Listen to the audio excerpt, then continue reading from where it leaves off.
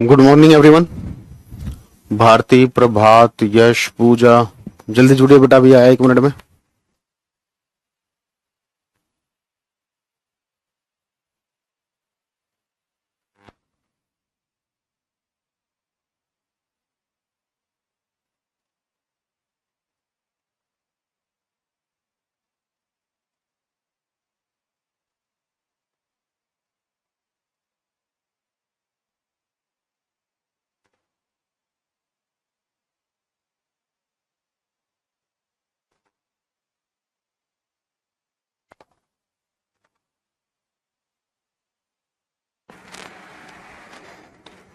चलिए बेटा, तो आज मेन पार्ट स्टार्ट करेंगे। कुछ बेसिक्स डेफिनेशंस कल हमने की थी, ठीक है। तो एक बार लाइट के बारे में देख लेते हैं बेटा। लाइट क्या चीज है? हेडिंग डालिए, light Prakash.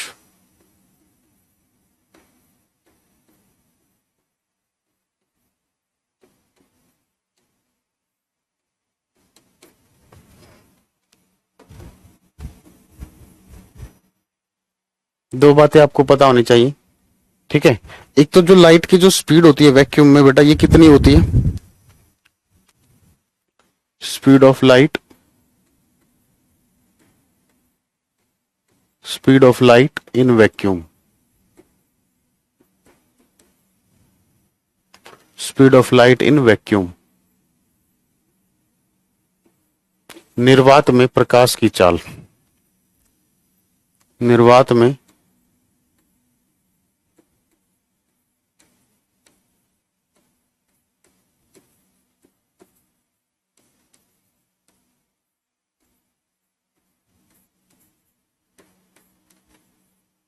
Speed of light in vacuum, निर्वात में प्रकाश की चाल, ठीक है।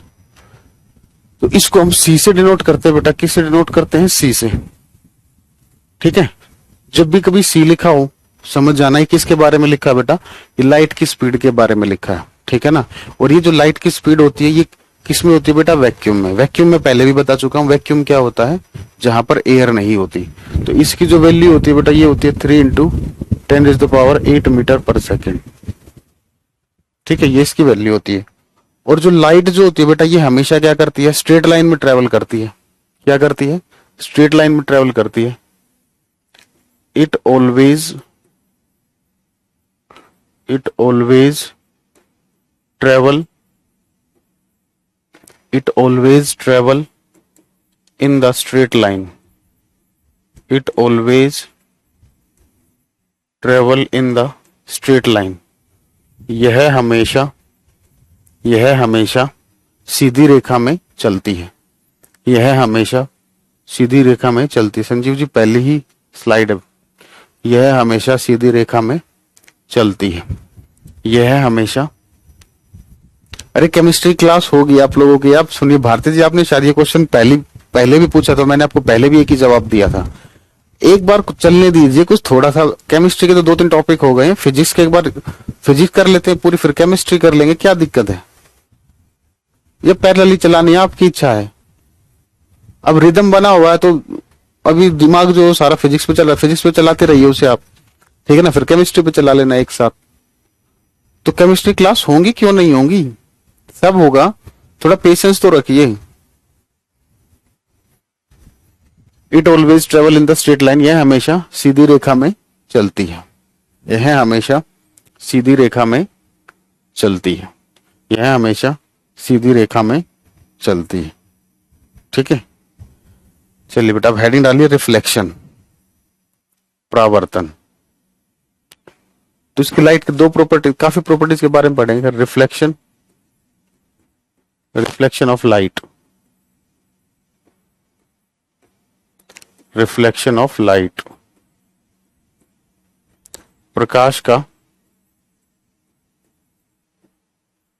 परावर्तन, रिफ्लेक्शन ऑफ लाइट, प्रकाश का परावर्तन।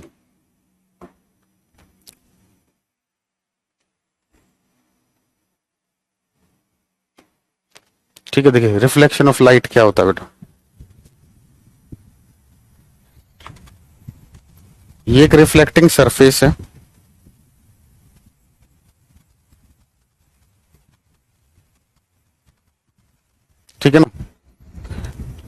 ये इस तरफ मीडियम 1 है, इस तरफ मीडियम 2 है। ठीक है, हमने यहां पर बेटा एक लाइट का सोर्स रखा, यहां पर लाइट का सोर्स रखा है। ठीक है, इससे एक लाइट रे आई, इस रिफ्लेक्टिंग सरफेस से टकराई, टकराने के बाद क्या हुआ बेटा, वो इसी मीडियम में वापस आई।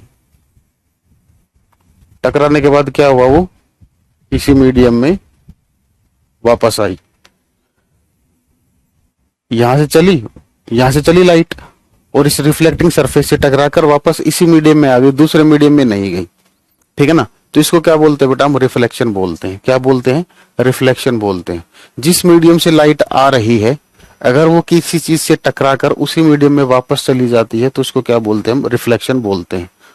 ठीक है सर, क्वेश्चन इतने टफ है, पेपर 2 के सोल्व ही नहीं हो पा रहे हैं प्रीवियस पेपर। बेटा सीटेट के सोल्व कर रहे हो या किसी दूसरे यूपी टेट या दूसरे टेट एग्जाम के कर रहे हो? सीटेट के क्वेश्चन जरूर सोल्व हो जाएंगे बेटा, ये तो मैं गारंटी लेता हूँ। सीटेट में या तो देखो, या तो आपने प्रैक्टिस सेट लगा दो। ईमानदारी से एक बार बताना भारती बेटा, क्या आपने प्रीवियस ईयर सीटेट लगाया था या प्रीवियस ईयर टेट के पेपर लगाए थे? नहीं नहीं बेटा, मुझे पता नहीं कौन से नोट्स अपलोड हुए हैं। मैं टोटली आपका जो सीटेट का सिलेबस है वो पढ़ा रहा हूं।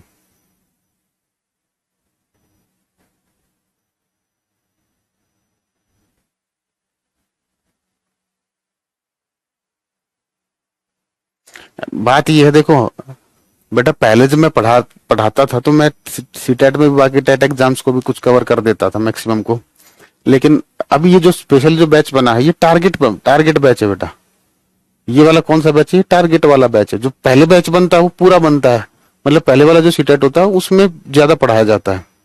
ठीक है ना, और एग्जाम्स को भी कवर कर लेते। लेकिन बेटा ये स्पेशली किसके लिए बेटा, भारती मेरे नंबर पर एक बार वो क्वेश्चन भेजना जो आपको टफ लगे। ठीक है ना, ऐसा हो ही नहीं सकता कि सीटेट के क्वेश्चन आए हो और जो नोट्स हो, नोट से बाहर तो कभी हो ही नहीं सकता। पहली चीज, टफ आते ही नहीं। ठीक है, अगर आपको कोई ऐसा लगा है तो बेटा मेरे पास भेजना भारती। ठीक है ना, मेरा नंबर आपके पास होगा। ठीक है, हाँ, लाइट एक इलेक्ट्रोमैग्नेटिक वेव ये सब पढ़ाता हूं मैं बेटा, लाइट के बारे में बहुत चीजें बताता हूं। लेकिन ये सीटेट का बैच है तो आप कृपया सीटेट के बैच से सीटेट का सिलेबस पढ़ें, दूसरे बैच की इच्छा ना करें। ठीक है ना, एक ही खर्चे में सारा काम चला कराने की कोशिश ना करें। ठीक है, दूसरा क्योंकि अभी टाइम नहीं है, क्योंकि अगर मैं यहां पर ज्यादा, अगर मैं बाकी टेट एग्जाम को भी कवर करने लग गया तो दिक्कत हो जाएगी। ठीक है, चलिए। ठीक है, रिफ्लेक्शन ऑफ लाइट। अब देखिए, तो इसकी डेफिनेशन लिख लेते हैं। Bending of light, bending of light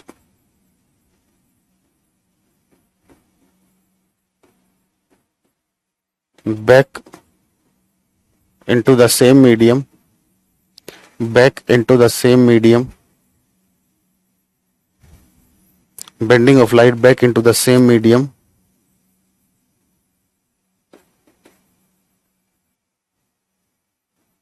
is known as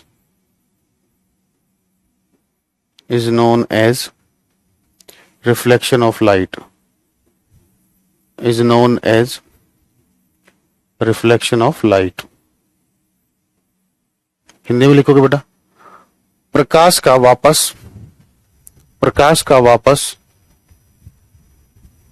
प्रकाश का वापस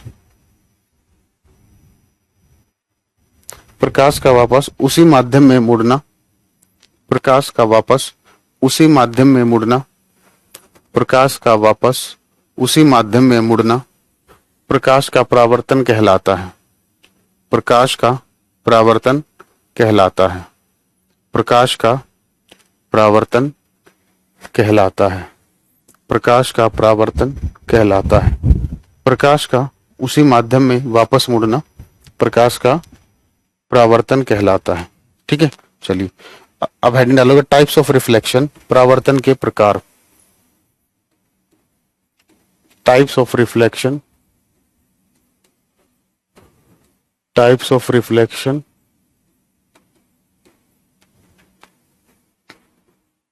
परावर्तन के प्रकार।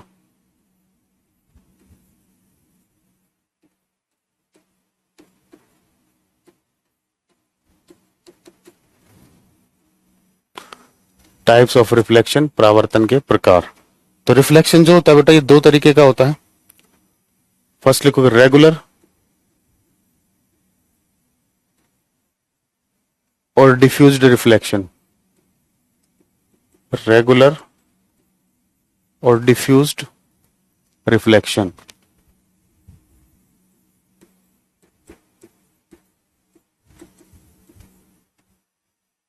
ठीक है, नियमित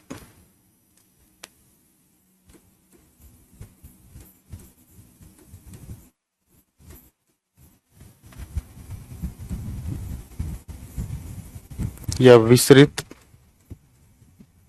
परावर्तन।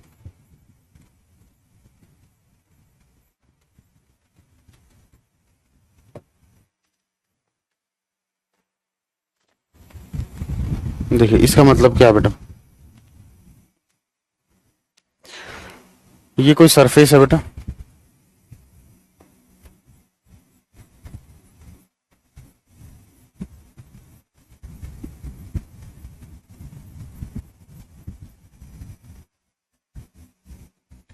एक लाइट रे आई बेटा,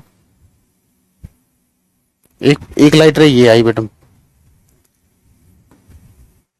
एक इसी के पैरेलल दूसरी लाइट रे है, बिल्कुल पैरेलल बनानी है, और एक और पैरेलल रे आई। ठीक है ना, ये तीनों पैरेलल थी, रिफ्लेक्शन हुआ, रिफ्लेक्शन के बाद भी क्या रहेंगी बेटा, ये पैरेलल ही रहेंगी।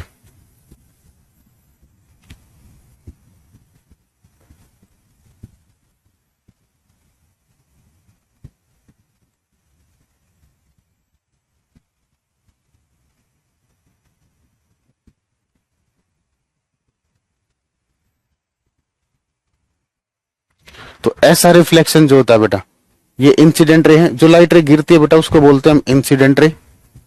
ठीक है ना, तो इंसिडेंट रे पैरेलल है आपकी, इंसिडेंट रेज किसी सोर्स से जो लाइट रे आती है ना बेटा, किसी भी सोर्स से जो लाइट रे निकलती है उसको क्या बोलते हैं हम, इंसिडेंट रे। ठीक है, तो ये हुई आपतित किरणें।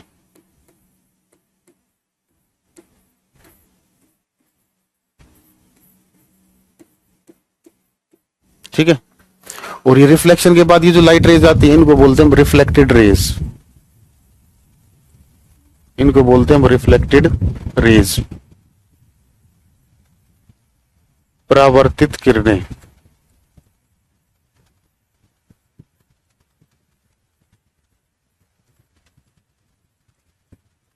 तो देखिए रेगुलर रिफ्लेक्शन क्या होता है बेटा, अगर आपकी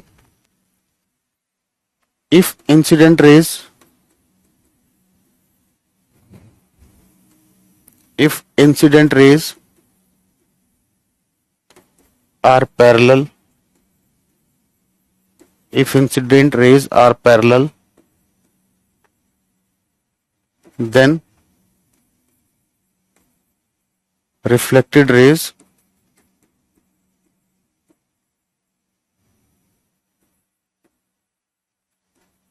are also parallel। हिंदी में लिखोगे यदि आपतित किरणें समानांतर हैं, यदि आपतित किरणें समानांतर हैं, यदि आपतित किरणें समानांतर हैं तो परावर्तित किरणें भी समानांतर होंगी, तो परावर्तित किरणें भी समानांतर होंगी, तो परावर्तित किरणें भी समानांतर होंगी, तो परावर्तित किरणें भी समानांतर होंगी। ये होता है बेटा आपका रेगुलर या डिफ्यूज्ड रिफ्लेक्शन। अब इसके लिए बेटा रेगुलर होने के लिए, ठीक है ना, ये जो सरफेस आप ले रहे हो ये सरफेस कैसा होना चाहिए बेटा, शाइनी होना चाहिए। ठीक है ना, सरफेस कैसा होना चाहिए, शाइनी होना चाहिए। चलिए ठीक है, दूसरा ये कैसा होना चाहिए बेटा, चिकने को क्या बोलते हैं इंग्लिश में, एक होता है रफ, दूसरे को उसका अपोजिट क्या बोलते हैं बेटा,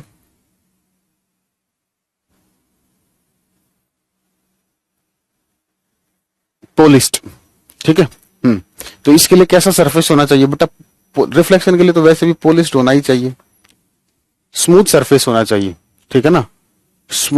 रेगुलर रिफ्लेक्शन कब होगा? जब सरफेस आपका कैसा होगा बेटा? पॉलिश्ड और स्मूथ होगा, ठीक है ना। मेनली आप ध्यान रखोगे स्मूथ सरफेस होना चाहिए, ठीक है ना। तो लिखोगे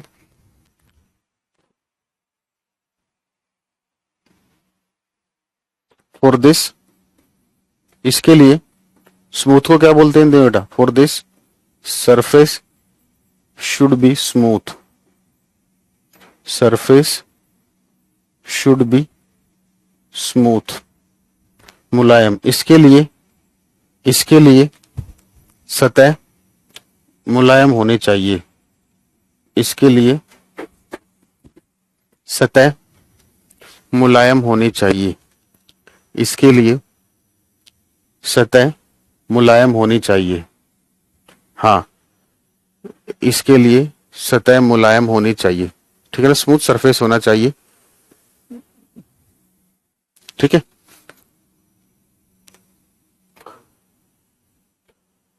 अब आते हैं नेक्स्ट पर बेटा, इरेगुलर रिफ्लेक्शन।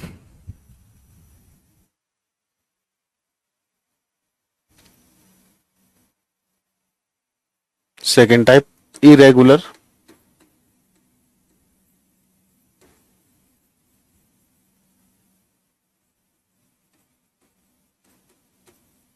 इरेगुलर रिफ्लेक्शन, अनियमित परावर्तन।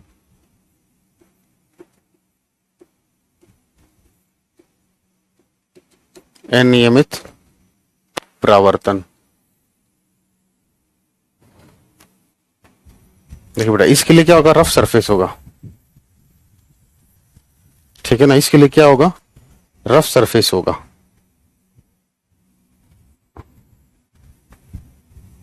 एक रे ये आई आपके पास, एक रे ये आई आपके पास, दो से ही समझ लेते हैं अब तो, ठीक है ना। ये क्या हो गई? इंसिडेंट रे हो गई। ये क्या हो गई? आपकी इंसिडेंट रेज, आपतित किरणें। तो टकराने के बाद देखिए क्या होगा।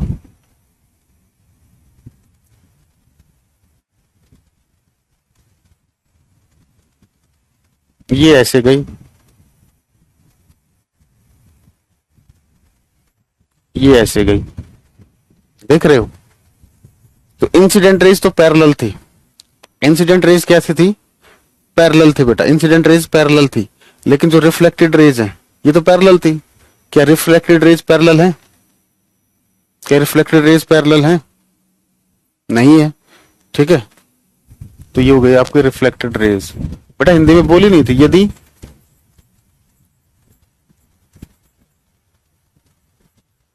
आपतित किरणें, यदि आपतित किरणें समानांतर हैं तो परावर्तित किरणें भी समानांतर होंगी।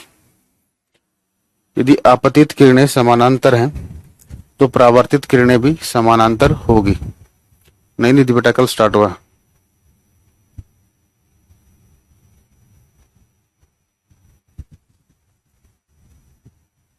ये लिख लीजिए, चलो। यदि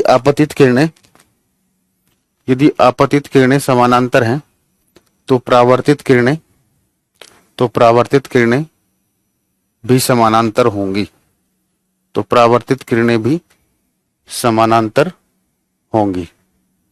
अरे निधि जी, कल हो चुका स्टार्ट। बेटा अपना ध्यान रखा करो, क्या चल रहा है बेटा। क्लास को डिस्टर्ब मत किया करो ऐसे, आप कुछ अपनी भी जिम्मेवारी लो बेटा।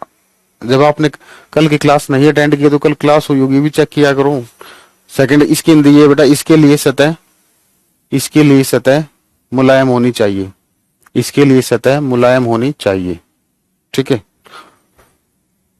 हमारे रूम में कौन सा रिफ्लेक्शन होगा? मतलब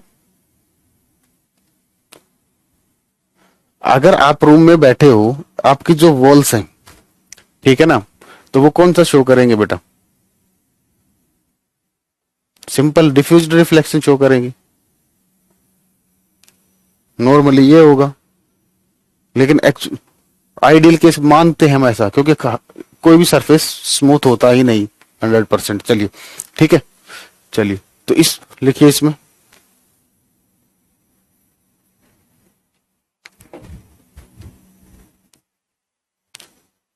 if incident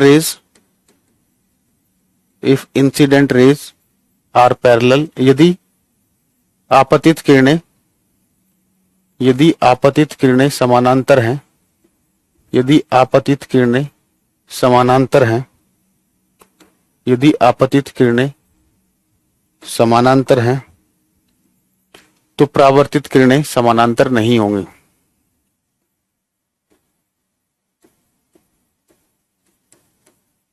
Then reflected rays are not parallel. Then reflected rays are not parallel. यदि आपतित किरणें समानांतर हैं तो परावर्तित किरणें समानांतर नहीं होंगी, तो परावर्तित किरणें समानांतर नहीं होंगी। बेटा डायग्राम ये कह रहा है, जो यहां पर आपने एक लाइट का सोर्स रखा है, उससे जो लाइट रेज आ रही है वो पैरेलल आ रही है, ठीक है ना। ये कोई सरफेस है, इस सरफेस से टकराई, उसी मीडियम में वापस चली गई, तो जब ये उस मीडियम में वापस गई तो ये आपस में देखो पैरेलल नहीं है, तो ऐसे रिफ्लेक्शन को बोलते हैं इरेगुलर रिफ्लेक्शन। तो इसके लिए सरफेस कैसा होना चाहिए, रफ होना चाहिए। फॉर दिस, इसके लिए for this rough surface should be present. Rough को क्या बोलते हैं हिंदी में, बता दो जल्दी से। फॉर दिस, भूल जाता हूं मैं, for this rough surface should be present.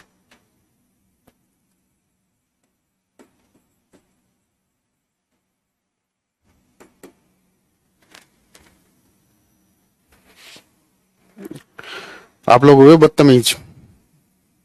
Arun बेटा मैंने आपको एक बार बोल दिया कि बैच बेटा सी टेट का है, तो छत्तीसगढ़ टेट का कैसे पढ़ा दूंगा मैं। आप एक बात, टारगेट बैच है, टारगेट बैच का मतलब क्या होता है, टू द पॉइंट पढ़ाना होता है, जो आपके एग्जाम का सिलेबस है। इसके लिए सतह खुरदरी होनी चाहिए, लेकिन आप लोग मूर्ख वाली कर रहे हो हरकतें।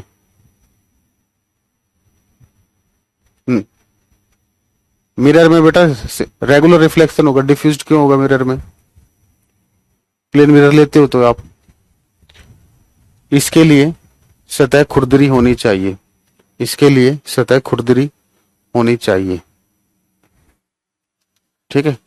चलिए बेटा सीटेट की बात करोगे, दूसरे बैच के लिए पढ़ना है तो बेटा बहुत बैचेज आते हैं हमारे, उनमें पढ़िए आप। ये सीटेट का बैच है तो सीटेट के हिसाब से ही पढ़ाया जाएगा, क्योंकि टारगेट बैच है। टारगेट नहीं होता तो मैं पढ़ा भी देता, कोई दिक्कत नहीं थी। हेडिंग डालिए लॉज ऑफ रिफ्लेक्शन, परावर्तन के नियम। लॉज ऑफ रिफ्लेक्शन, परावर्तन के नियम। लॉज ऑफ रिफ्लेक्शन, परावर्तन के नियम।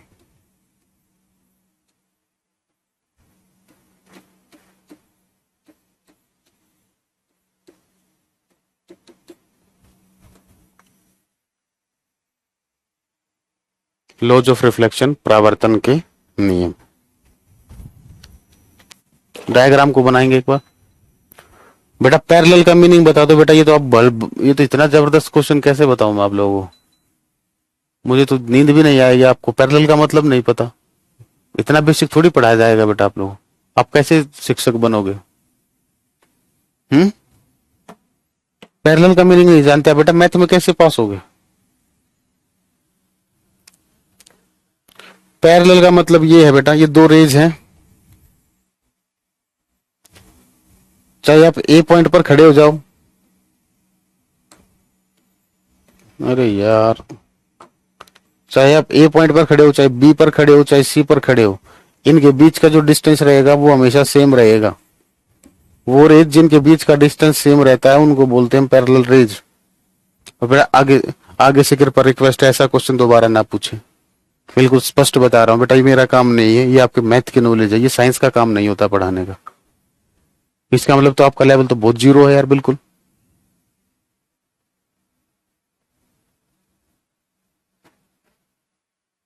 ऐसे तो मामला गड़बड़ा जाएगा, बुरा मत मानना कोई, लेकिन बेटा जिसके बेसिक इतने ज्यादा वीक है तो बेटा अपने तैयारी शुरू करें, मतलब आपको एक्स्ट्रा एफर्ट लगानी करेंगे। ठीक है, आप लोग अब बदतमीजी पे उतर आए हो, ठीक है ना। पहली बात तो सुन लीजिए। अब एक लास्ट टाइम एक बात और बताता हूँ, ये आपका होम ट्यूशन नहीं चल रहा है, ठीक है। ये ऐसा नहीं कि होम ट्यूशन चल रहा है, सर मेरा डाउट बता दो, मेरा डाउट बता दो, मेरा डाउट बता दो, ठीक है ना। ये सब बच्चों को देख कर ये क्लास चल रही है, तो सिलेबस पर ध्यान दीजिए, ठीक है। देखिए लॉज ऑफ रिफ्लेक्शन, अभी हमने डायग्राम बनाया था,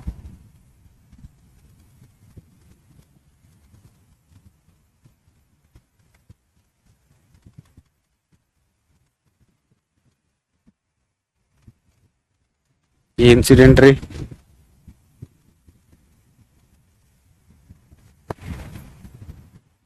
ये रिफ्लेक्टेड रे।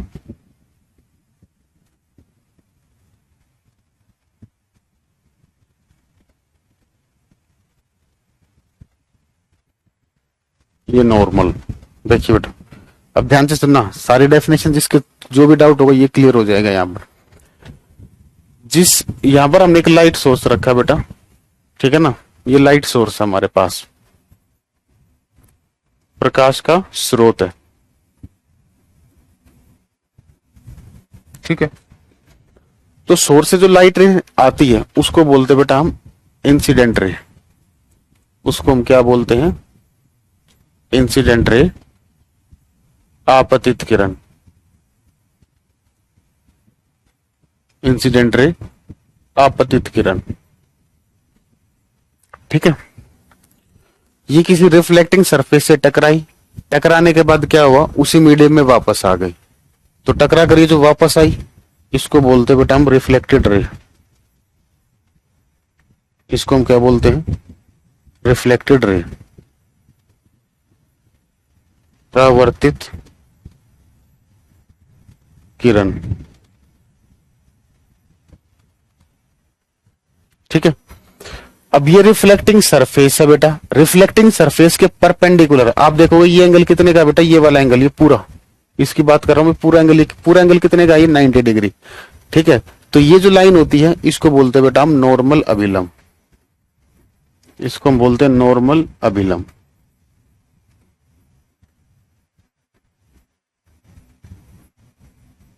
ठीक है। अब इंसिडेंट रे नॉर्मल के साथ जो एंगल बनाती है, इंसिडेंट रे नॉर्मल के साथ जो एंगल बनाती है इसको बोलते हैं एंगल ऑफ इंसिडेंस आई। इसको क्या बोलते हैं बेटा हम? एंगल ऑफ इंसिडेंस, ठीक है, आई। ये हो गया हमारा एंगल ऑफ इंसिडेंस।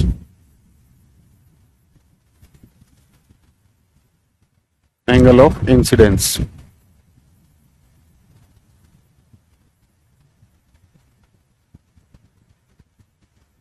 आपतित कोण। और रिफ्लेक्टेड रे नॉर्मल के साथ जो एंगल बनाती है इसको बोलते हैं हम एंगल ऑफ रिफ्लेक्शन। इसको हम क्या बोलते हैं?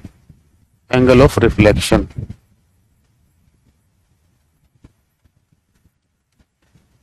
परावर्तित कोण।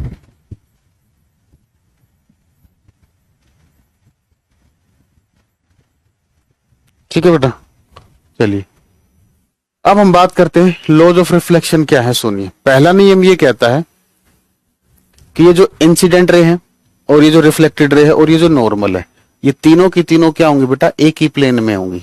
एक ही प्लेन का मतलब 2D प्लेन। एक प्लेन कितने एक्सिस से बनता है? 2 एक्सिस से बनता है। तो ये आपका क्या है? ये 2D प्लेन है। नहीं सर नहीं समझ आया, समझिए और अच्छे समझिए। प्लेन चेंज कब होता है? सुनिए, ये लाइट रे ऐसे आई, अगर ये लाइट रे यहां से ऐसे बाहर आती हुई आपको दिखती, यहां से लाइट रे आई और यहां से आपको बाहर आती हुई दिख रही, तो इसको क्या बोलते हैं हम? प्लेन चेंज हो रहा है। ऐसे आई ऐसे गई, मतलब जैसा बोर्ड पर दिख रहा है वैसा ही हो रहा है, ठीक है। तो इसको बोलते हैं प्लेन चेंज नहीं हो रहा, ये एक ही प्लेन में है। तो पहला नियम कहता है कि जो इंसिडेंट रे है, जो रिफ्लेक्टेड रे है और जो नॉर्मल है, ये तीनों की तीनों क्या होंगी बेटा? तीनों की तीनों क्या होंगी? एक ही प्लेन में होंगी। अंशु बेटा अपने ऊपर 4 थप्पड़ मारो, खींच खींच के, जल्दी से खींच खींच के 4 थप्पड़ मारो, नींद खुल जाएगी आपकी। आप पूछ रहे हो सर अभिलंब का इंग्लिश क्या होता है? ये क्या लिखा? नॉर्मल नहीं लिखा बेटा, नॉर्मल नहीं लिखा, इसलिए कह रहा हूं बदतमीजी भी उतर आए हो। अब ऐसे बच्चे पढ़ाने में मुझे बिल्कुल भी मजा नहीं आता, जो कंसंट्रेशन को क्लास को डिस्टर्ब करते हैं। मन करता कमेंट्स को बंद ही कर दूं मैं, वही ज्यादा बेटर रहेगा। कुछ बाकी मोस्टली टीचर आपके कमेंट पर ध्यान नहीं देते होंगे, है ना। मैं ध्यान देता हूं, गलती मेरी है, चलिए सुधारेंगे, कोई नहीं। दूसरा नियम क्या कहता है, ये जो एंगल ऑफ इंसिडेंस होगा और ये एंगल ऑफ रिफ्लेक्शन होगा, ये दोनों बराबर होंगे बेटा, ये दोनों क्या होंगे, हमेशा बराबर होंगे, ठीक है ना। ये है लॉज ऑफ रिफ्लेक्शन। तो फर्स्ट पॉइंट लिखोगे, the incident ray, the incident ray, आपतित किरण, आपतित किरण, आपतित किरण, कोमा परावर्तित किरण, द रिफ्लेक्टेड रे, परावर्तित किरण, आपतित किरण, कोमा परावर्तित किरण और अभिलंब, और अभिलंब, और अभिलंब, और अभिलंब तीनों एक ही प्लेन में होंगे।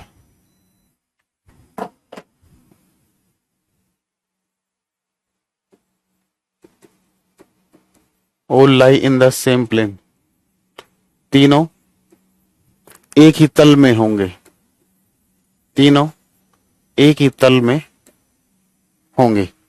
दूसरा बेटा angle I is equal to angle R, angle I is equal to angle R, angle I is equal to angle R। यहां तक कोई तकलीफ दिक्कत हो तो बताइए, फिर आगे बढ़ते हैं बेटा।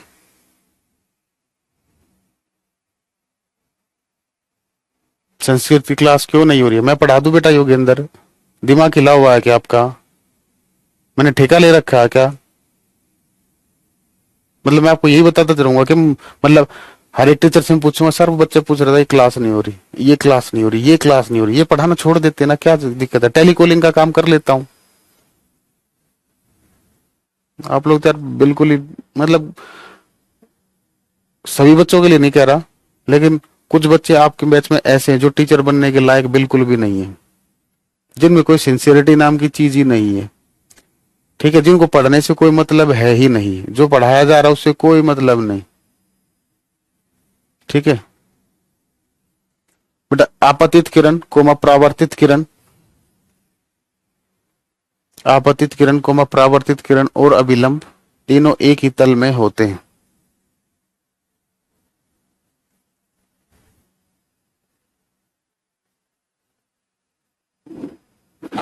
आपतित किरण कोमा परावर्तित किरण और अभिलंब तीनों एक ही तल में होते हैं, तीनों एक ही तल में होते हैं। दूसरा बेटा angle I is equal to angle R, angle I is equal to angle R, ठीक है। अब ये जो लॉज ऑफ रिफ्लेक्शन होते हैं ना बेटा, ये सभी सरफेस पर काम करेंगे, ध्यान रखना, ठीक है ना। ये जो लॉज ऑफ रिफ्लेक्शन है ये सभी सरफेस पर काम करेंगे, स्मूथ पर भी काम करेंगे और रफ सरफेस पर भी, ठीक है ना। तो नोट करके एक पॉइंट लिखोगे,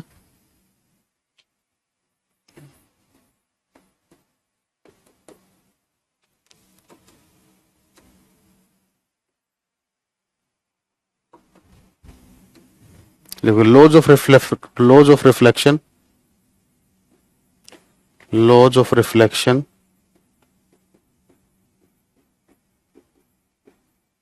are applicable,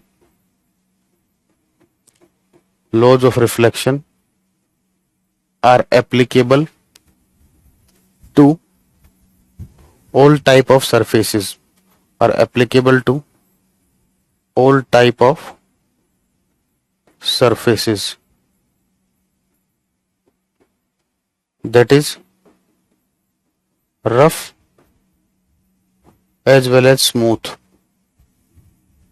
rough as well as smooth. Hindi में लिखोगे बेटा, परावर्तन के नियम समझाऊंगा, इसको भी देखना, बताऊं।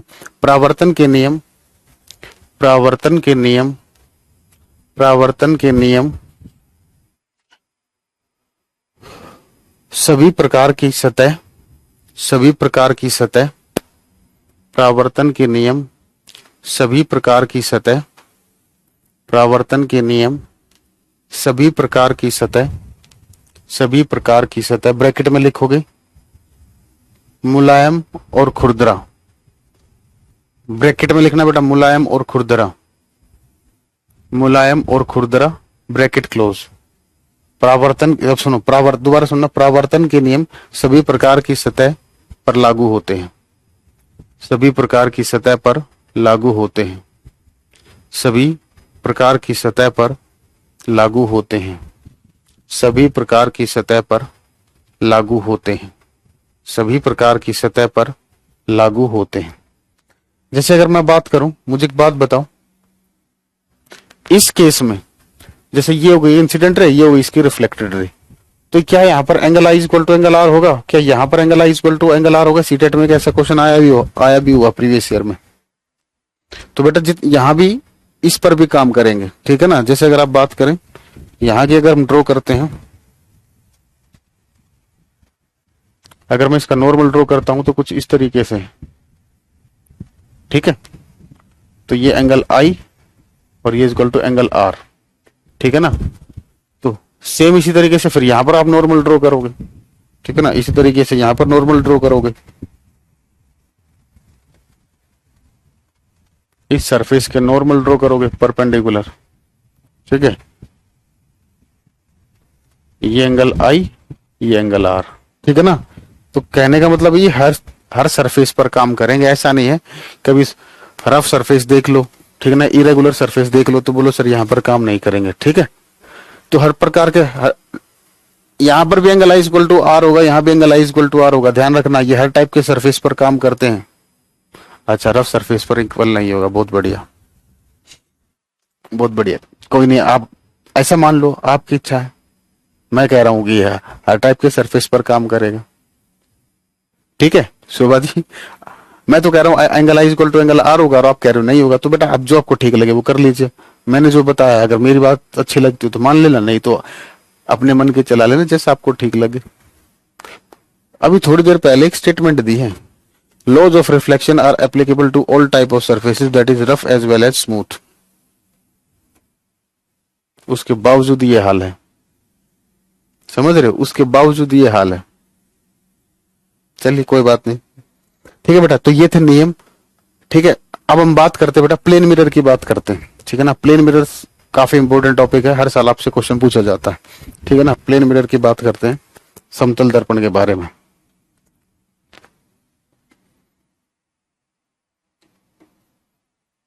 प्लेन मिरर, समतल दर्पण,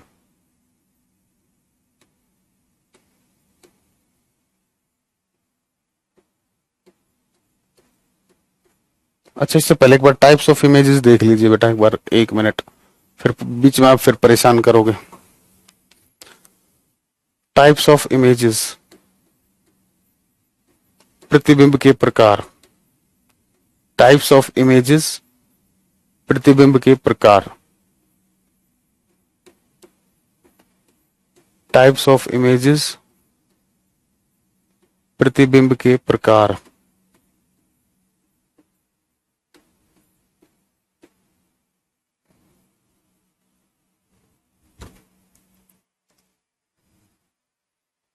दो तरीके की इमेजेस होती है बेटा, एक होती है रियल, एक होती है वर्चुअल, ठीक है।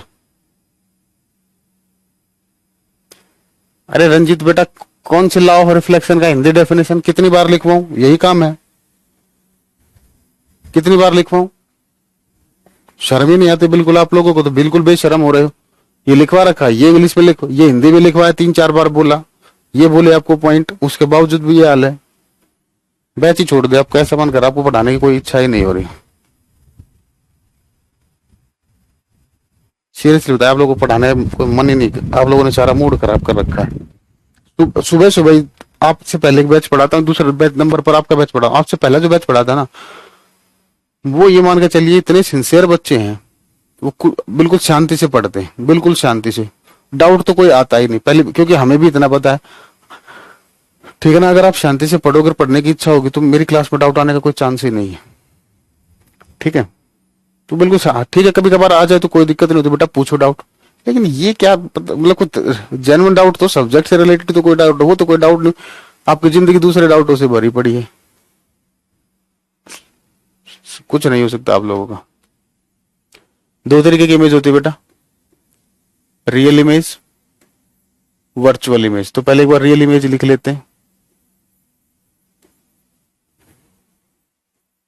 वास्तविक प्रतिबिंब, रियल इमेज, वास्तविक प्रतिबिंब,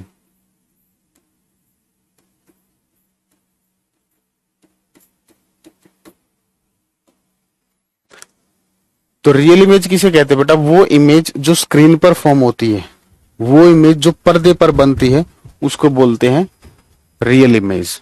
क्या बोलते हैं उसको हम? Real image. ठीक है ना। जैसे अगर हम बात करें, जैसे अब आप अपने मोबाइल में देख रहे हो, ठीक है ना, या वो अच्छे से देखिए, जैसे कैमरे से आपने कोई फोटोग्राफ लिया, कैमरे से आपने फोटोग्राफ लिया, ठीक है, वो फोटोग्राफ पेपर पर आ गया।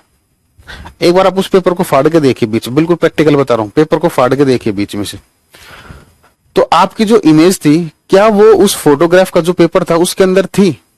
नहीं थी ना, उसके सरफेस पर थी, स्क्रीन पर थी। तो जब भी इमेज सरफेस पर बनती है, स्क्रीन पर बनती है, तो उसको क्या बोलते हैं हम? रियल इमेज बोलते हैं। क्या बोलते हैं उसको हम? रियल इमेज बोलते हैं। जब भी इमेज सरफेस पर बनती है, जब भी इमेज किस पर बनती है बेटा? सरफेस पर बनती है, सतह पर बनती है, उसको बोलते हैं रियल इमेज। और जो सरफेस के अंदर बनती है उसको बोलते हैं वर्चुअल इमेज। जैसे अब वर्चुअल इमेज का एग्जांपल आपको समझना है, ठीक है, आप मिरर देखते हो, नहाते धोते हो या वो भी नहीं करते? आधे डाउट तो उनको ही रहते हैं जो नहाते धोते नहीं है, क्योंकि नींद तो उन्हें आ ही रहती है। ठीक है, चलिए कोई बात नहीं। तो जब आप मिरर देखते हो बेटा, मिरर में आप देख रहे हो, जब जैसे आप मिरर की तरफ चलते हो तो आपको देखना मिरर के अंदर जो इमेज है वो आपको अपनी तरफ आती हुई दिखाई देगी। लेकिन जब आप मिरर से दूर जाओगे तो आप देखोगे आपकी इमेज पीछे जा रही है। यानी कि वो जो प्रोसेस हो रहा है वो मिरर के जो सरफेसेस हैं, मिरर में दो सरफेस है ना, एक पॉलिश सरफेस है, एक बाहर वाला सरफेस, इन दो सरफेसेस के बीच में एक्टिविटी हो रही है। ठीक है ना, यानी कि वहां पर जो इमेज बन रहा है वो सरफेस के अंदर बन रहा है। तो वो इमेज जो स्क्रीन पर ना बने उसको बोलते हैं वर्चुअल इमेज, और जो इमेज स्क्रीन पर बनता है उसे बोलते हैं रियल इमेज। ठीक है, चलिए लिखोगे the image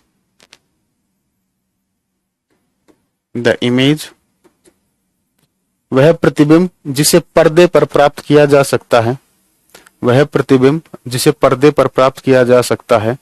the image which can be the image which can be obtained on screen, the image which can be obtained on screen,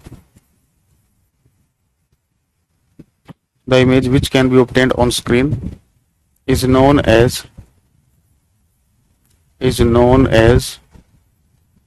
real image। वह प्रतिबिंब जिसे पर्दे पर प्राप्त किया जा सकता है वास्तविक प्रतिबिंब कहलाता है। वह प्रतिबिंब जिसे पर्दे पर प्राप्त किया जा सकता है वास्तविक प्रतिबिंब कहलाता है। वास्तविक, आज क्लास में फर्स्ट बार पूछा तो डांट दिए सर। अरे डाटा क्या, जब 4 बार बेटा आप लोग खुद नहीं पता, 4-5 बार एक चीज रिपीट कर दी, अब वही आप नहीं लिख पा रहे तो बेटा वीडियो रिकॉर्डिंग आपके पास है, बाद में लिख लेना। अगर मैंने ना बताया और आपने पूछा हो, जब तो बात आपकी जेन्युइन है, लेकिन मैंने बताया और वो भी 3-4 बार बताया है तो गलत बात है। नहीं बेटा, ये बैच जो है सिर्फ और सिर्फ सीटेट के लिए, बाकी किसी भी टेट एग्जाम के लिए नहीं है। ठीक है, हाँ जी शोभा जी। वह प्रतिबिंब जिसे पर्दे पर प्राप्त किया जा सकता है वास्तविक प्रतिबिंब कहलाता है। वास्तविक प्रतिबिंब कहलाता है। अब देखो, अब अगर रियल लाइफ एग्जांपल होगा तो आप आराम से पहचान लोगे रियल क्या है, वर्चुअल क्या है। लेकिन अगर पेपर पर कोई डायग्राम बनाए, पेपर आपको ऊपर कोई डायग्राम बनाकर दे दिया, किसी ऑब्जेक्ट की इमेज बनाकर आपको दे दी, तो कैसे पहचान करोगे कि वो रियल होगी या वर्चुअल होगी? तो आपके सिलेबस में वैसे के अकॉर्डिंग बता रहा हूं, ठीक है ना, 99% आपको सिलेबस क्या, वैसे भी 99% क्या होता है, जितनी जो रियल इमेज होती है ना, ये कैसी होंगी बेटा? इन्वर्टेड होंगी। अगर कभी भी आपको किसी ऑब्जेक्ट का पेपर पर आपने डायग्राम बनाया और उस डायग्राम में इमेज का जो डायग्राम, इमेज जो आ रही है वो आपको उल्टी दिखाई दे रही है, इमेज कैसी दिखाई दे रही है? उल्टी दिखाई दे रही है। ठीक है ना, तो कभी भी अगर इमेज उल्टी बनेगी तो पहचान लेना वो कैसी इमेज होगी बेटा? रियल इमेज होगी। कैसी होगी? रियल इमेज होगी। तो लिखोगे जनरली, सामान्यतः, जनरली, सामान्यतः, generally real images are, generally real images are inverted in nature। generally real images are inverted in nature। सामान्यतः वास्तविक प्रतिबिंब की प्रकृति उल्टी होती है। सामान्यतः वास्तविक प्रतिबिंब की प्रकृति उल्टी होती है। सामान्यतः वास्तविक प्रतिबिंब की प्रकृति उल्टी होती है। अब कौन सा मिरर कैसी इमेज बनाएगा, पेशेंस रखें, मिरर में सब पढ़ाऊंगा। वर्चुअल इमेजेस या वर्चुअल इमेज, ठीक है। एग्जाम्पल्स की तरफ अभी ध्यान ना दे, अभी पढ़ाऊंगा, आप खुद देख लेना। आपसे खुद पूछूंगा, आप खुद बताओगे कि रियल इमेज है या वर्चुअल है। आभासी प्रतिबिंब,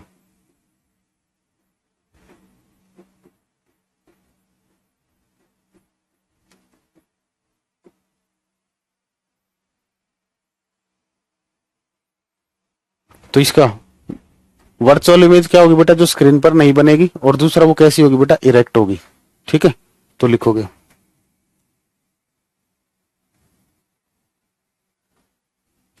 लिखो बेटा, the image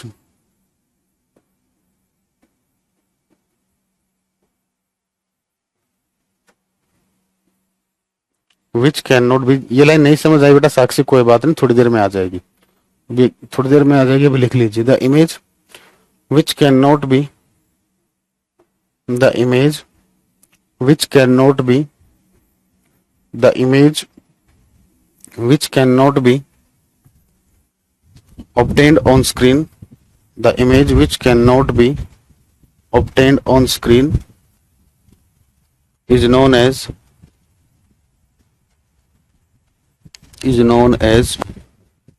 virtual image, is known as virtual image। वह प्रतिबिंब जिसे पर्दे पर प्राप्त नहीं किया जा सकता, वह प्रतिबिंब जिसे पर्दे पर प्राप्त नहीं किया जा सकता, आभासी प्रतिबिंब कहलाता है। वह प्रतिबिंब जिसे पर्दे पर प्राप्त नहीं किया जा सकता। बेटा मैं आपके कमेंट बंद कर रहा हूं, बहुत हो गया आप लोगों का ड्रामा, ठीक है। मैंने बोल दिया बेटा, हो जाएगा, सब हो जाएगा, लेकिन आप लोगों को नहीं मानते आप लोग।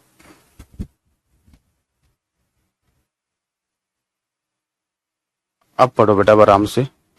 अब मैंने कमेंट हटा दिए आप लोगों के, लिखोगे वह प्रतिबिंब, अब सही है, वह प्रतिबिंब जिसे पर्दे पर प्राप्त नहीं किया जा सकता, आभासी प्रतिबिंब कहलाता है। मैंने अपनी लाइफ में फर्स्ट टाइम कमेंट हटाए हैं, ये भी आपको बता देता हूं। वह प्रतिबिंब, चलिए आगे देखते हैं। प्रतिबिंब प्रतिबिंब बहुत हो गया। अब जो वर्चुअल इमेजेस होंगी बेटा वो कैसी होंगी, सीधी होंगी। तो लिखोगे generally, generally virtual images are, generally virtual images are erect in nature, generally virtual images are erect in nature। Online का यही सबसे बड़ा ड्रॉबैक है, ऑफलाइन में एक सिंगल बच्चा नहीं बोलता, और इसलिए वहां पर सिलेबस भी टाइम से पूरा होता है। ऑनलाइन में सिलेबस लेट क्यों पूरा होता है, आपके इन फर्जी कमेंट की वजह से। लिखोगे सामान्यतः, सामान्यतः आभासी प्रतिबिंब, सामान्यतः आभासी प्रतिबिंब की प्रकृति सीधी होती है। सामान्यतः आभासी प्रतिबिंब की प्रकृति सीधी होती है। मीन्स अगर कोई इमेज आपको सीधी दिखाई दे रही है ऑब्जेक्ट के रिस्पेक्ट में, ऑब्जेक्ट के रिस्पेक्ट में अगर आपको इमेज सीधा दिखाई दे तो समझ जाना वो वर्चुअल है, उल्टा दिखाई दे तो समझ जाना वो कैसा है, रियल है, ठीक है। चलिए अब प्लेन मिरर की बात करते हैं। प्लेन मिरर,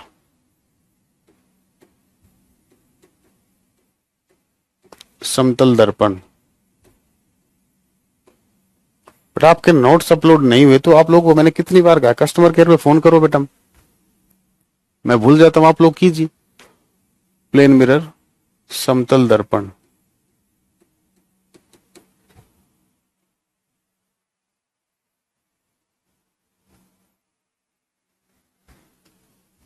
देखिए बेटा प्लेन मिरर के बारे में बात करते हैं, ठीक है। तो सबसे पहले प्लेन मिरर में हम कैरेक्टरिस्टिक ऑफ इमेज के बारे में बात करते हैं, या पहले इसकी कोटिंग की बात कर लेते हैं। चलिए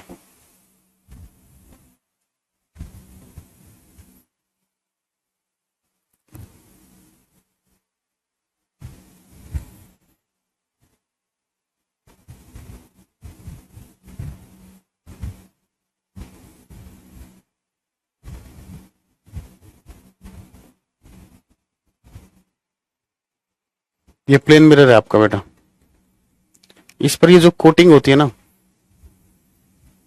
ये कोटिंग किसकी होती है? ये सिल्वर की होती है। किसकी होती है बेटा? इस पर जो परत होती है ये किसकी होती है? सिल्वर की होती है, चांदी की होती है। अगर वो इसी क्वेश्चन को ऐसे पूछ ले, coating of red colour, sorry हाँ, कोटिंग ऑफ रेड कलर, लाल रंग की जो कोटिंग होती है ये किस कंपाउंड की होती है? जो क्वेश्चन के पूछने के तरीके पर डिपेंड करता है। अगर वो आपसे पूछता है सिंपली कि जो आपका प्लेन मिरर होता है बेटा, इस पर कोटिंग कौन सी होती है, तो आप क्या बोलोगे? सिल्वर की कोटिंग होती है, इस पर चांदी की परत होती है। ठीक है ना। और वहीं अगर वो आपसे पूछता है कि बताइए रेड कलर की जो कोटिंग होती है प्लेन मिरर पर, प्लेन मिरर पर जो रेड कलर की कोटिंग होती है ये किस सब्सटेंस की बनी होती है, तो आप क्या बोलोगे? Iron oxide. क्या बोलोगे?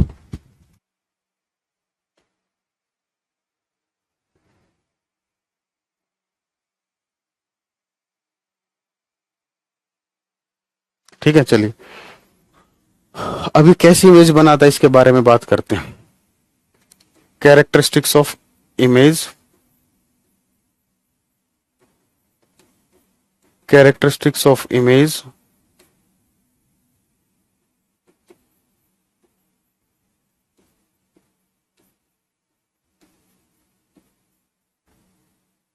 formed by plane mirror, formed by plane mirror, समतल दर्पण द्वारा, समतल दर्पण द्वारा बनाए गए प्रतिबिंब की विशेषताएं, समतल दर्पण द्वारा बनाए गए प्रतिबिंब की विशेषताएं, समतल दर्पण द्वारा बनाए गए प्रतिबिंब की विशेषताएं, समतल दर्पण द्वारा बनाए गए प्रतिबिंब की विशेषताएं।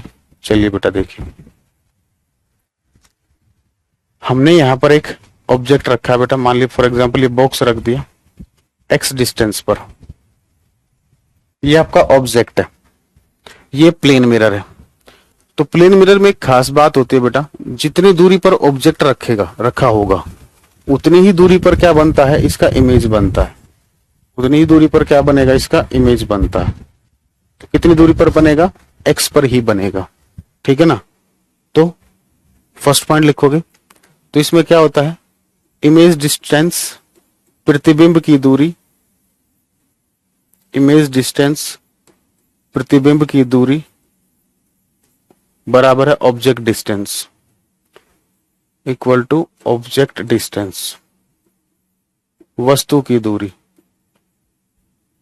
ठीक है ना। जितनी दूरी पर ऑब्जेक्ट रखा होगा बेटा उतनी दूरी पर आपका इमेज बनेगा, पहली चीज। ठीक है। प्रतिबिंब की दूरी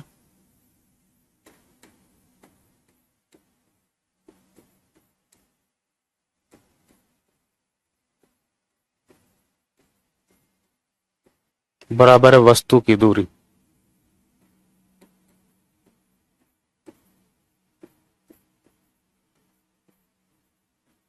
ठीक है, पहला पॉइंट।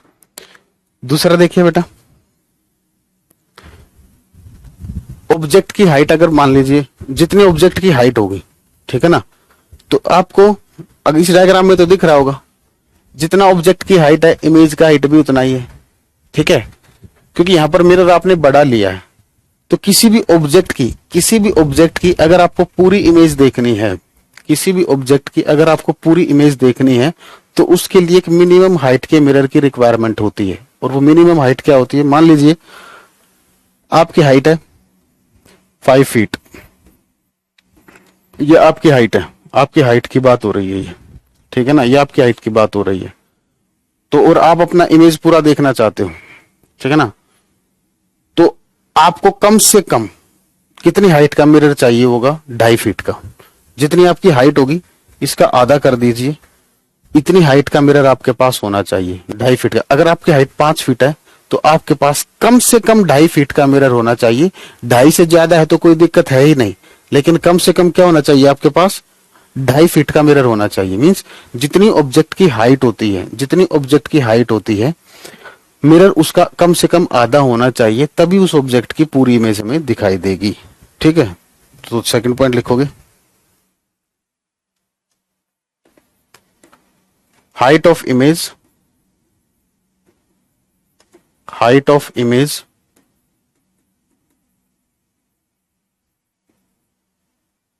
प्रतिबिंब की ऊंचाई, हाइट ऑफ इमेज प्रतिबिंब की ऊंचाई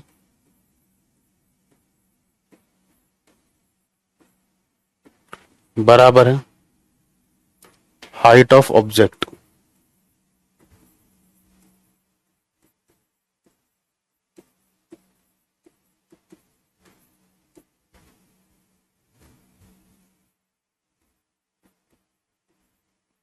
वस्तु की ऊंचाई।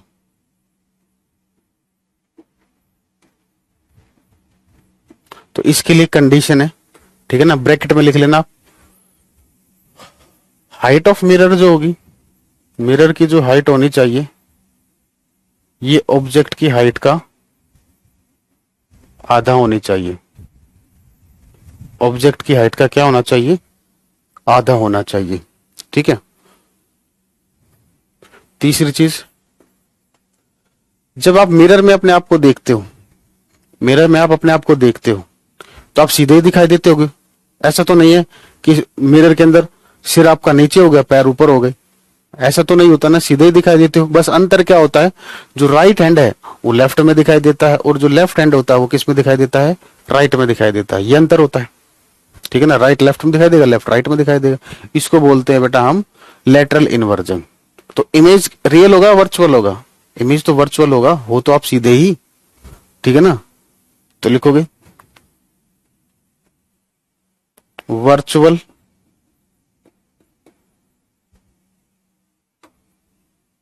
Virtual erect and laterally virtual erect and laterally inverted image। आभासी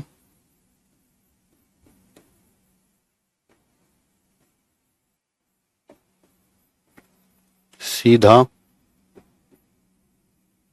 और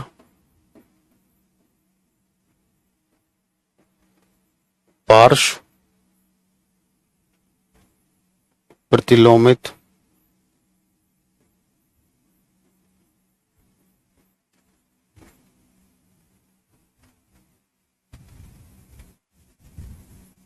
प्रतिबिंब।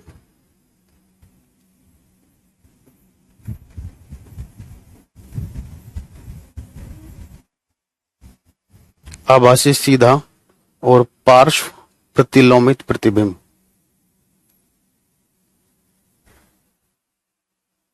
आभासी सीधा और पार्श्व प्रतिलोमित प्रतिबिंब।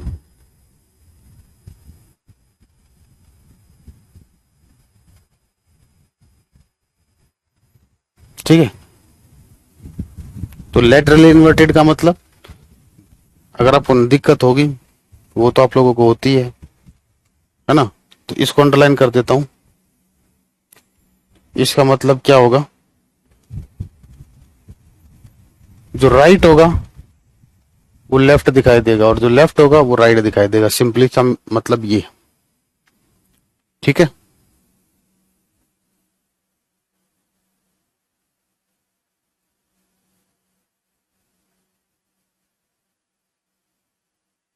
नोट कीजिए, आया मैं अभी।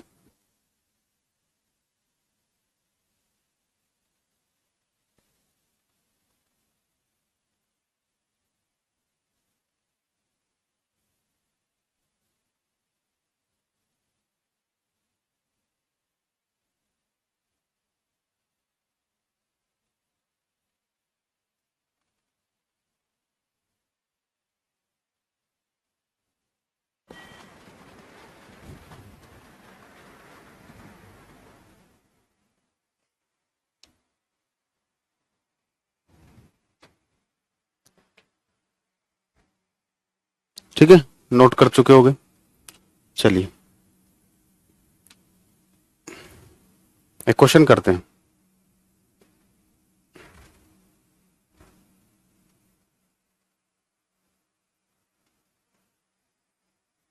लिखो, क्वेश्चन लिखो। अभी प्लेन मिरर खत्म नहीं हुआ है। एक काम करते, पहले इसको खत्म कर ले। चलो पहले लिख ही लो।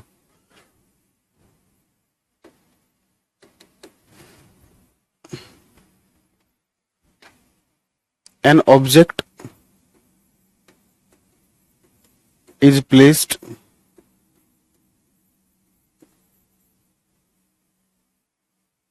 at a distance of an object is placed at a distance of an object is placed at a distance of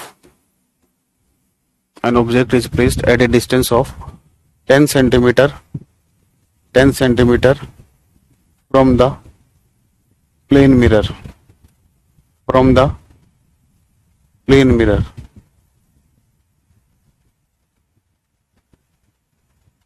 लिखोगे, एक वस्तु समतल दर्पण से एक वस्तु समतल दर्पण से 10 सेंटीमीटर की दूरी पर रखी है।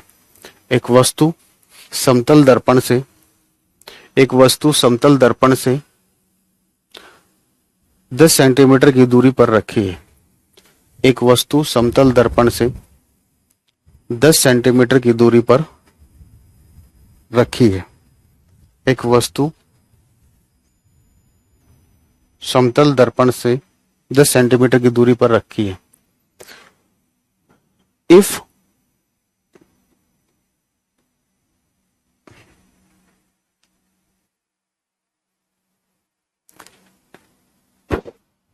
If it moves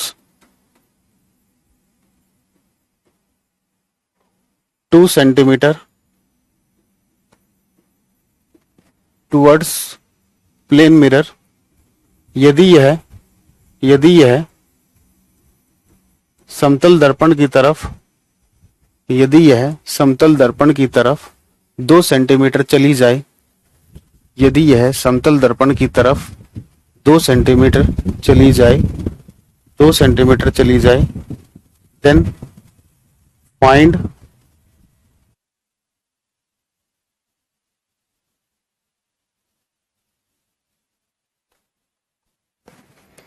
तो वस्तु और प्रतिबिंब के बीच की दूरी ज्ञात कीजिए। तो वस्तु और प्रतिबिंब के बीच की दूरी ज्ञात कीजिए। तो वस्तु और प्रतिबिंब के बीच की दूरी ज्ञात कीजिए।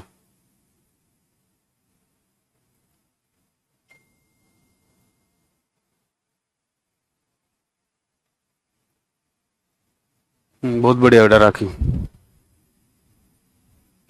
वीडियो रुक गया था प्लेन मिरर पर। तो ये कमेंट्स जो होते हैं ना, ये इन चीजों के लिए होते हैं, ठीक है ना।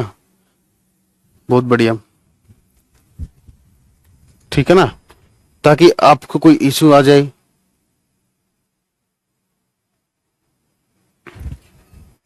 बेटा वो आपके क्या रुकी थी बेटा वीडियो, बताना। दीपिका बेटा ये आपका होम ट्यूशन चल रहा है, कल की क्लास में क्यों नहीं पूछा आपको? पहले मुझे ये बताइए, लुमिनस ऑब्जेक्ट की डेफिनेशन क्या होती है? जिसकी खुद की लाइट होती है। तो क्या बल्ब की खुद की लाइट नहीं होती? अगर आप स्विच ऑन करोगे तो बल्ब लाइट देगा या नहीं देगा? देगा ना। ऐसे तो किसी की भी खुद की लाइट नहीं होगी, सन की भी खुद की लाइट नहीं होगी। बोलोगे वहां तो फ्यूजन प्रोसेस हो रहा है, उससे एनर्जी निकल रही है, उससे लाइट प्रोड्यूस हो रही है। ऐसे मत आप लोग, नहीं कौन मैं गलती कर दी, आप लोग नहीं सुधर सकते, ठीक है। अगर इसमें किसी को अगर कहां पर वीडियो रुकी थी तो यहां पर कोई डाउट हो तो पूछिए बेटा।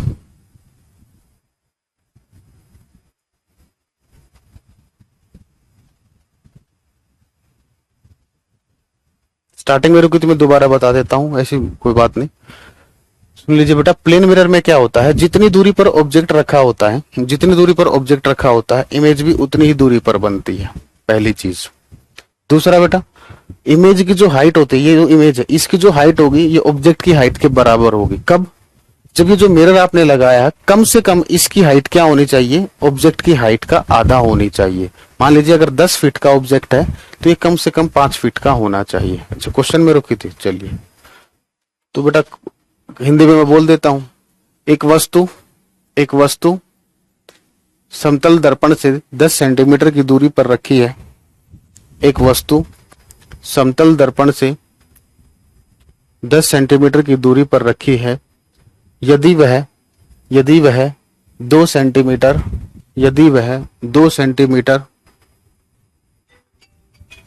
केमिस्ट्री कब स्टार्ट होगा? मैं नहीं पढ़ाऊंगा आप लोगों को, किसी और टीचर से पढ़ लेना बेटा, ठीक है ना, क्योंकि आपको पढ़ाना मेरे बस की बात नहीं है, क्योंकि आपको नालायक बच्चे। कमेंट ऑन क्या? फिर से ये क्या डाउट आ रहा है सुन लीजिए। आपका डाउट पता है क्या? केमिस्ट्री कब स्टार्ट होगा? ये कर लिया आपने, मारती हो आप इसके। जब केमिस्ट्री पढ़ाएंगे सर फिजिक्स कब होगा?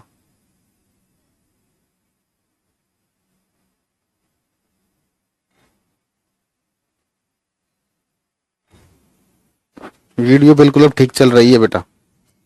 अगर आप वीडियो का एरर हो तो वो तो चलो कोई बात नहीं, उसकी कोई दिक्कत नहीं, लेकिन जो आपके फर्जी कमेंट है ना, ये ज्यादा परेशान करते हैं। बेटा जहां पर वीडियो रुकिया है वो पूछ सकते हो, 1-2 बार रुकी होगी, ठीक है ना, वो तो हमें पता चल जाता है। वैसे यदि ऑब्जेक्ट 2 सेंटीमीटर समतल दर्पण की तरफ चला जाए, यदि ऑब्जेक्ट 2 सेंटीमीटर समतल दर्पण की तरफ चला जाए तो वस्तु और प्रतिबिंब के बीच की दूरी ज्ञात कीजिए। तो वस्तु और प्रतिबिंब के बीच की दूरी ज्ञात कीजिए। देखिए ये है वो क्वेश्चन, वो कह रहा है ऑब्जेक्ट है बेटा 10 सेंटीमीटर पर रखा। मान लीजिए ये ऑब्जेक्ट है, ये 10 सेंटीमीटर पर रखा है, ठीक है। अब उसने कहा ये कितना चला गया? 2 सेंटीमीटर आगे चला गया, यानी कि ये यहां पर आ गया। तो अब ये डिस्टेंस कितना हो गया? 8 सेंटीमीटर। तो इसका इमेज भी कितनी दूरी पर होगा? 8 सेंटीमीटर पर ही होगा।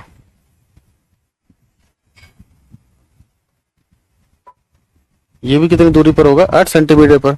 और इन दोनों के बीच में कितनी दूरी हो गई? 16 सेंटीमीटर। ये आंसर हो गया आपका।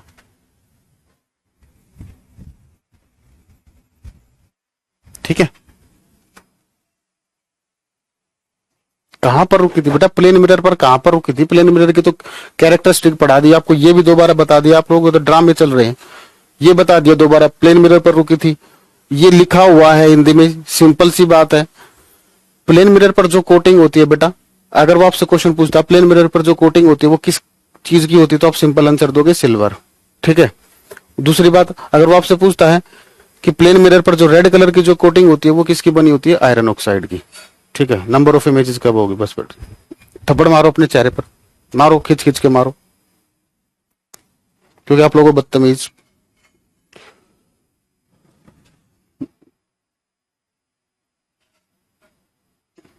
बेटा मुझे नहीं पता, जो क्वेश्चन प्लेन मिरर में आया है मैं सब लिखवा चुका हूं, बार बार रिपीट कर चुका हूं, अब मेरी हालत नहीं है।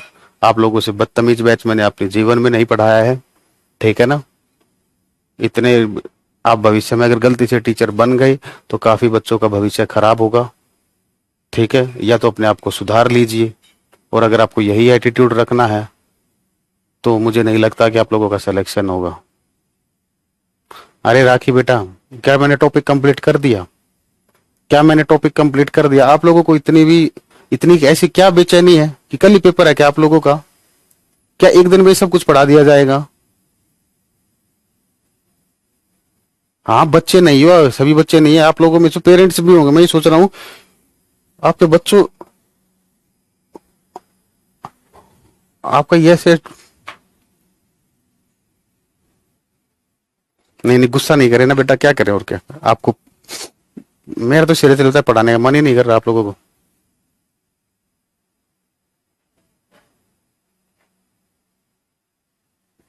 क्योंकि आप लोगों के अंदर पेशेंस ही नहीं है। एक मैंने बोल दिया, टॉपिक खत्म हो गया। मैंने आप लोग एटीट्यूड देखते हुए मैंने दोबारा, मैंने अभी ये बात कही थी क्वेश्चन कराने से पहले, मैं कभी प्लेन मिरर का टॉपिक कंप्लीट नहीं हुआ है, उसके बावजूद भी ये हरकतें हैं आपकी। मैं आपके कमेंट्स वगैरह ऑफ करके ही पढ़ाना पड़ेगा आगे से, या क्योंकि आप लोग तो सुधरोगे नहीं। चलिए अब देखिए, अगर आप दो प्लेन मिरर को बेटा, दो प्लेन मिरर को किसी एंगल पर रख देते हो, उससे पहले यूजेस देखते हैं बेटा, नंबर ऑफ इमेजेस का टॉपिक उसके बाद आएगा, पहले यूजेस देखते हैं प्लेन मिरर के। या चलो देखिए कि लेते हैं, एक प्लेन मिरर ये है, ये दूसरा प्लेन मिरर है।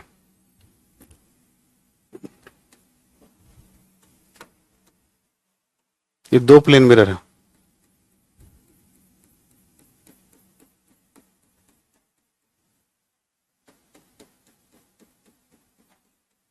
ये थीटा डिग्री पर रखे हैं।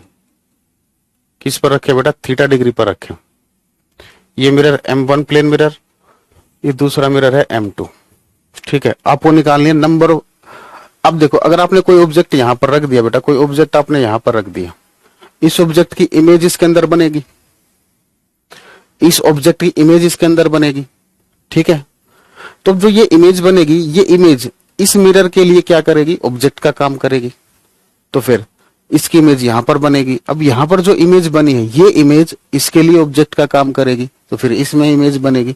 तो इस तरीके से बेटा कितनी इमेजेस बन सकती हैं, ये डिपेंड करेगा आपके इस थीटा डिग्री के एंगल पर। ठीक है ना, कि एक ऑब्जेक्ट की कितनी इमेजेस बनेंगी। ठीक है, तो इसके लिए एक सिंपल सा फॉर्मूला होता है। देखिए, आप एक वैल्यू निकालोगे, आप कैलकुलेट करोगे, मान लीजिए n is equal to 360 by theta. n की वैल्यू कैलकुलेट करोगे 360 बाय थीटा। ठीक है ना, जो भी थीटा दे रखा होगा आप वो कैलकुलेट कर लोगे। ठीक है ना, अब यहां से देखिए, अगर ये जो n की वैल्यू है, इफ n इज, या तो ये इवन आएगा या ओड आएगा। इफ n इज ओड, यदि n विषम संख्या है, यदि n विषम संख्या है, तो नंबर ऑफ इमेजेस कितनी हो जाएंगी बेटा? नंबर ऑफ इमेजेस n ही रहेंगी। नंबर ऑफ इमेजेस क्या होंगी? n ही रहेंगी। ठीक है, जैसे एग्जांपल की बात करें,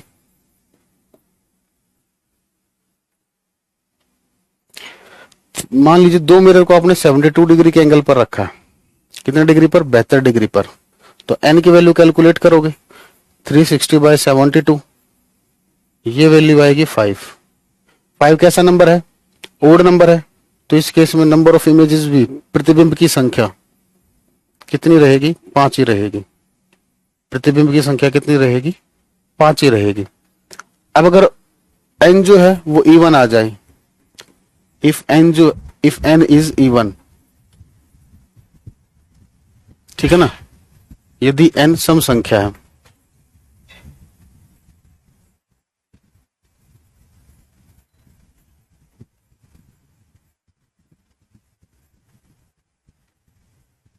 ठीक है ना, तो इस केस में नंबर ऑफ इमेजेस क्या हो जाएंगे? n-1। फॉर एग्जाम्पल,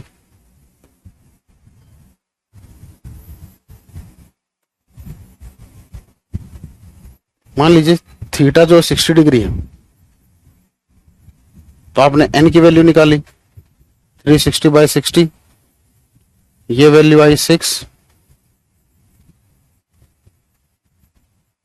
तो नंबर ऑफ इमेजेस, ये कैसा नंबर है? इवन है। तो क्या करोगे? एक माइनस कर दोगे, नंबर ऑफ इमेजेस आ जाएंगे 5। ठीक है, ठीक है राखी जी, खुश अब आप? अब खुश हो बेटा रश्मि, सॉरी राखी? पॉइंट में आया तब क्या करेंगे? बहुत बढ़िया बेटा, आपके सीटेट का लेवल वो है ही नहीं पॉइंट वाला। ठीक है ना, उसका भी लॉजिक है, टेंशन क्यों लेते हो? ठीक है ना, लेकिन वो आपके सिलेबस में है ही नहीं। दिक्कत ये है, मैं अभी बता भी सकता था, लेकिन आप लोगों ने मुझे परेशान इतना कर दिया। ठीक है ना, तो मैं सिलेबस से एक पॉइंट भी बाहर नहीं जाऊंगा। इस टॉपिक को एक बार और बता दीजिए संदीप बेटा, वीडियो को दोबारा देख लेना, कितनी बार भी पूछ लेना, जितनी बार पूछना आपको उतनी बार वीडियो को दोबारा देखिए। ठीक है,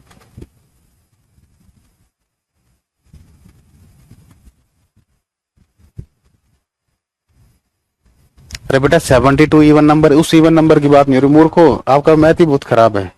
मैं कह रहा हूं एन की वैल्यू देखनी है आपको, एन की वैल्यू की बात हो रही है। ये जो एन आएगा ये इवन आएगा या ओड आएगा, थीटा से इवन ओड नहीं डिसाइड करना,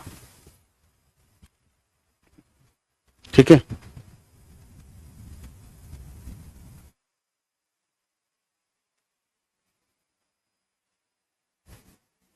अरे राखी जी नहीं, ऐसी कोई बात नहीं बेटा, आप लोग सॉरी ना बोले, कोई बात नहीं, ठीक है, अब होता है। लेकिन कुछ बच्चों की वजह से पहले ही मूड ऑफ था, फिर आप लोगों ने कुछ ऐसी हरकतें कर दी, तो थोड़ा सा पेशेंस रख के पढ़िए। मैं आपको एक चीज बोलता हूँ, हर चीज मैं आपको पढ़ाऊंगा, आपके सिलेबस में जो मेंशन है वो हर चीज मैं पढ़ाऊंगा। कई बार मैं आपको एक दो चीज एक्स्ट्रा भी पढ़ा देता हूँ, लेकिन अब मैं ये गलती दोबारा नहीं करूंगा।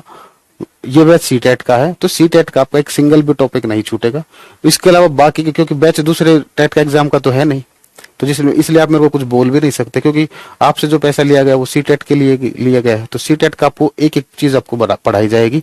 और भारती बेटा आप सुन लीजिए, नंबर ऑफ इमेज पॉइंट वाला जो कॉन्सेप्ट है वो आपको बता सकता हूँ, लेकिन बिल्कुल नहीं बताऊंगा। मैंने पढ़ाया भी है, कुछ बैचेज में मैंने पढ़ाया भी है, टीजीटी वाले बैचेज उसमें मैंने बताया भी पॉइंट वाला कॉन्सेप्ट। मुझे ध्यान भी नहीं टीजीटी में पढ़ाया किसमें पढ़ा, लेकिन मैंने कॉन्सेप्ट बताए हैं, ठीक है ना। लेकिन ये आपके सिलेबस के काम की चीज नहीं है। दूसरी चीज, आपने जो क्वेश्चन किया, आप मुझे एक बार पहले वो क्वेश्चन भेज देना जो आप कह रहे थे जो टफ है।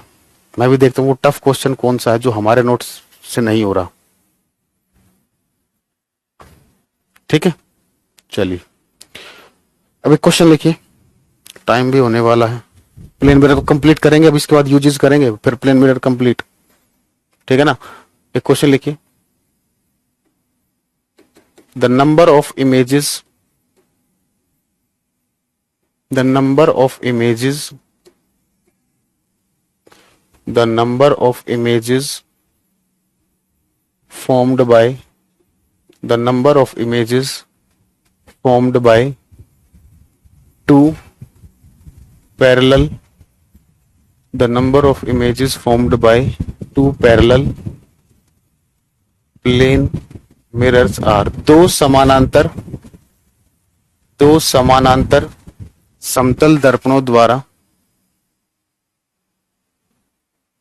दो समानांतर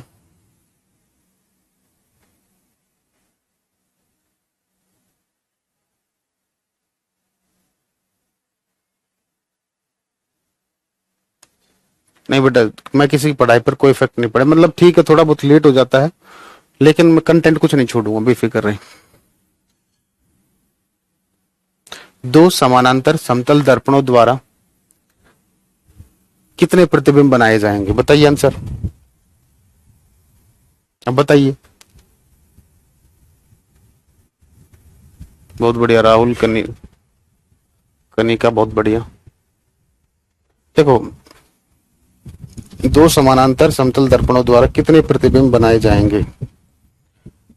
एक मिरर ये है, एक मिरर ये है, दो मिरर हो गए ये, M1 M2।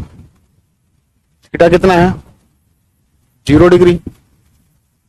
थीटा कितना है, 0 डिग्री।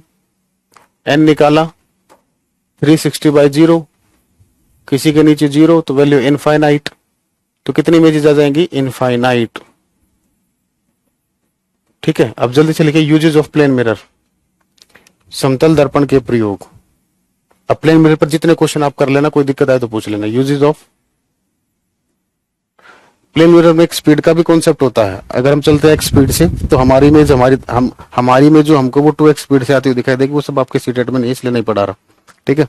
बहुत सारी चीज ये ही आपके सिलेबस है। यूजेस ऑफ प्लेन मिरर, समतल दर्पण के प्रयोग। यूजेस ऑफ प्लेन मिरर, समतल दर्पण के प्रयोग। यूजेस ऑफ प्लेन मिरर, समतल दर्पण के प्रयोग। तो एक तो आप घरों में यूज करते हो सिंपल, इन ड्रेसिंग टेबल्स, ड्रेसिंग टेबल्स में इसका यूज करते हैं। दूसरा देखिए बेटा, इन पेरिस्कोप, परिदर्शियों में।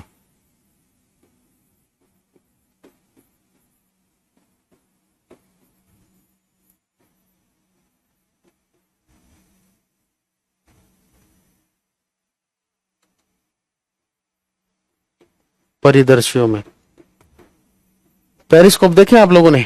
देखिए पेरिस्कोप क्या होता है बता देता हूं, एक जेट टाइप का स्ट्रक्चर होता है बेटा, इस तरीके से एक जेट टाइप का स्ट्रक्चर होता है। इसके अंदर दो प्लेन मिरर लगे होते हैं, एक मिरर ये है, एक ये है, ठीक है ना। ये क्या है, ये प्लेन मिरर्स हैं इसके अंदर, ठीक है। और ये जो थीटा होता है, ये वाला जो थीटा होता है, ये वाला जो थीटा, ये 45 डिग्री होता है। सेम यहां पर ये जो थीटा होता है, ये कितना होता है, 45 डिग्री होता है, ठीक है ना। तो ये होता है पेरिस्कोप। पेरिस्कोप का यूज कहां करते हैं, सबमरीन्स में, ठीक है ना। इसका यूज कहां करते हैं, ये जो है इसका यूज कहां पर करते हैं बेटा, पेरिस्कोप का हम सबमरीन्स में करते हैं, पनडुब्बियों में करते हैं।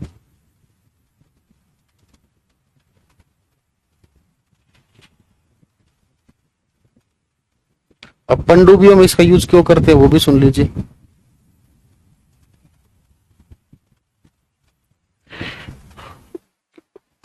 सबमरीन्स जो होती है बेटा वो अंडर वाटर चलती है। कहां चलती है, पानी के नीचे चलती है, ठीक है। और ये जो पेरिस्कोप होता है ये उसकी छत पर, रूफ पर लगा होता है। अब जब पानी के अंदर सबमरीन चल रही है, आगे कोई रुकावट आ जाए तो कैसे पता चलेगा, इस पेरिस्कोप से पता चलेगा। इसके अंदर हमने क्या किया है, प्लेन मिरर का यूज किया है। किसका यूज किया है, प्लेन मिरर का यूज किया। अब प्लेन मिरर की एक खास बात होती है, जितनी दूरी पर ऑब्जेक्ट रखा होता है, जितनी दूरी पर ऑब्जेक्ट रखा होता है उतनी ही दूरी पर क्या होता है, इमेज बनता है। तो अगर आगे कोई दिक्कत आ रही है, कोई रुकावट आ रही है, कोई चट्टान आ रही है, कुछ भी आ रहा है, तो पेरिस्कोप में क्या बनेगी, उसकी एग्जैक्ट डिस्टेंस पर दूरी, एग्जैक्ट डिस्टेंस पर इमेज बनेगी।